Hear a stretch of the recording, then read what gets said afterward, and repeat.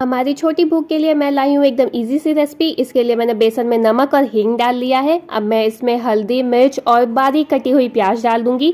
सारी चीज़ों को मिक्स करूंगी, थोड़ी सी अजवाइन भी डाल दूंगी और इसमें पानी ऐड करके एक परफेक्ट मिक्सचर तैयार कर लूंगी। मिक्सचर की कंसिस्टेंसी आप देख ही सकते हैं।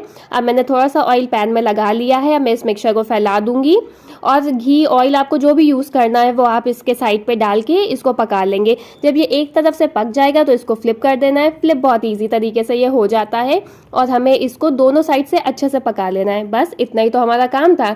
जैसे ये पक जाएगा हमारा बेसन का चीला बन के तैयार है। मैं इसे सॉस के साथ खा रही हूँ, आप इसे चटनी या किसी भी और चीज़ के साथ खा सकते हैं और ये बहुत ही यमी रेसिपी है। एक लाइक तो बनता है।